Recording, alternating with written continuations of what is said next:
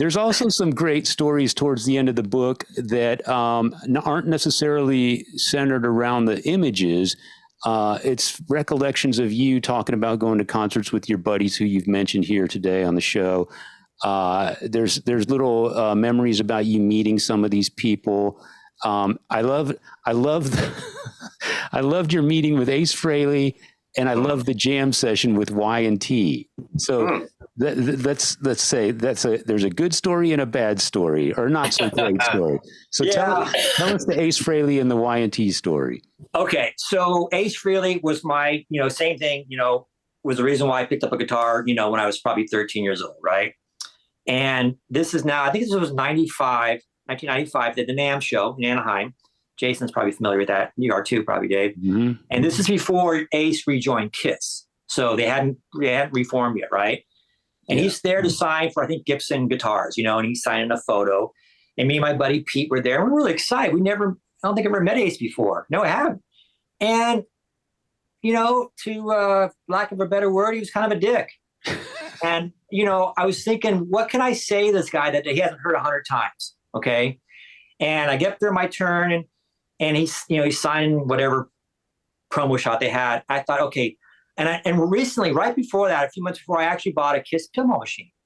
Okay. Mm-hmm. I thought, you know what? I'm going to tell Ace I bought a Kiss pinball machine. Maybe he hasn't heard that for a while. I go, hey, Ace, I just recently bought Kiss pinball machine. And Scott does this perfectly.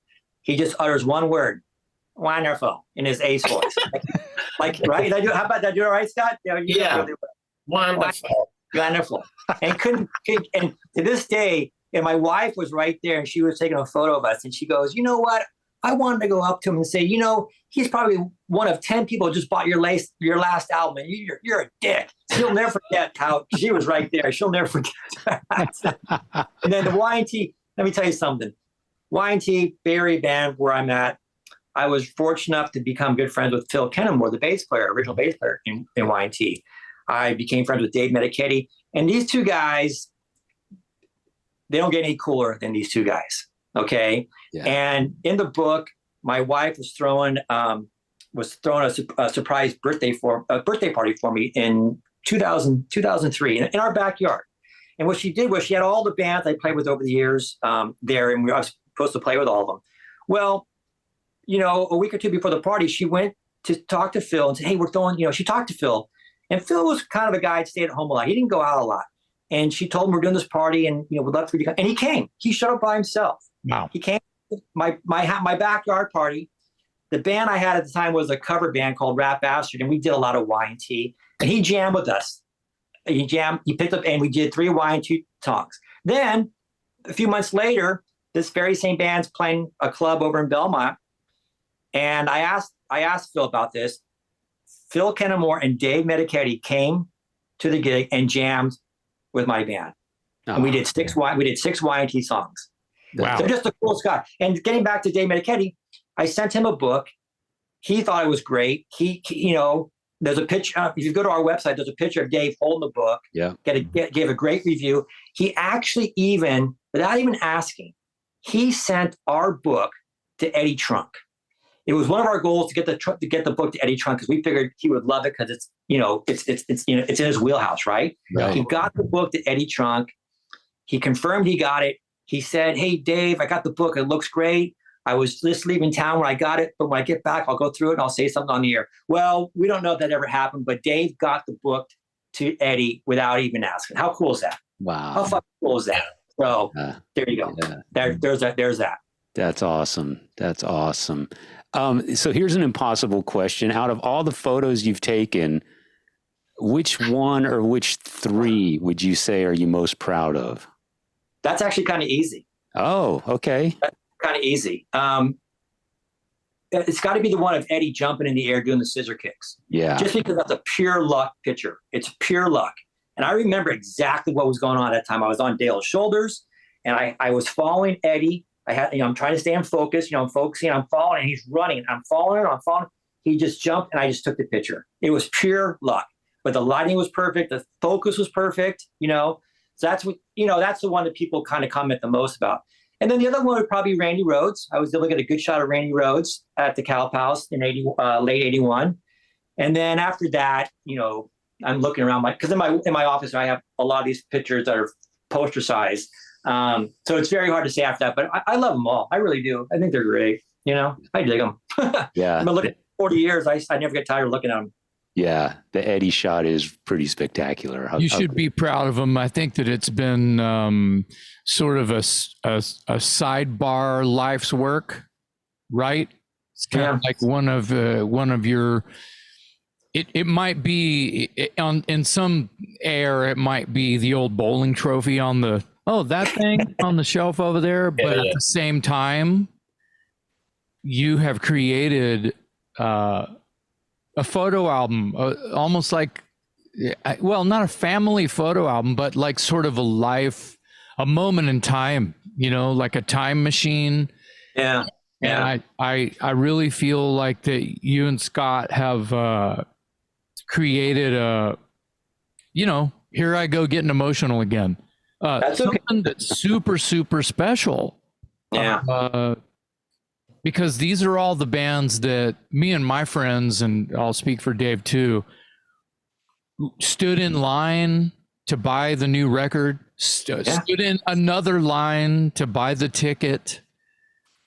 Stood in another line to get in the show. Get in. That's right. Another line to buy the T-shirt. Yeah, that's right. And it was worth. We're dedicated fans. It was worth the $6.50 I paid for the ticket. Right. It was. It was Right. worth the $13.50 for the T-shirt. Yeah. It was worth mowing the lawns to afford the ticket. Yeah. See what I mean? It's heavy metal parking lot in a book. And I just you're right. That's really nice. One thing I want to point out, because some people are probably wondering, the book costs $30. We didn't want to charge a ton of money because we weren't making money. We just want to make sure there was a little bit of profit there. But people go, you could have got more for that. I go, well, we didn't want to get more for that. We didn't want to turn people away because it was $50 or $40. $30. It weighs 3 pounds. There's 300 pages, all color, 400 plus photos, and we just want to be make it easy for people. I wish this was. No, I think that's a really good price. It's the cost of like a vinyl, buying a record, right? Buying an LP. Yeah. So if you're in a record store and you've got a couple of pieces of vinyl that you're picking up, and you see this book on the shelf, for the cost of another record, I can get this book, and holy shit, this has all my faves in it. Yeah. I feel like that's a great price, and I think that it's really big of you guys to sort of come together and think about someone like I just described. Yeah, I think the point Steve was making is they would rather have it in the hands of people than profit off it. Exactly, that's perfect. It's what Scott said earlier. It's their mark. It's the mark they're going to leave. It's their legacy. And if you put this much work into it, and 2 years and all that time and effort and everything, at this point, it's just more important that people that appreciate it have it in their hands than you guys going to the bank with a big check. So. Without doubt. Yeah. Big cheers for that. Yeah, hats off to you guys for creating such a great moment in time. Well, let me just point one thing out. When we started this project, I said to Scott, Scott, do you think anyone's going to give a shit about these old photos? I mean, I've been looking at them for 40 years. I love them, but he goes, no, there's something here, man. There's something here. And I said, okay, let's roll the dice and go for it. And again, it's been really, what you guys have said is really sweet, by the way. So thank you. It's really cool. And that's our reward. That's it. That's all we need. It's great. You know what I mean? Yeah. Fortunately, we got a lot of those, and it makes it worthwhile. We're glad we did it. You know what I mean? So, there's one person that I would like to throw shout outs here.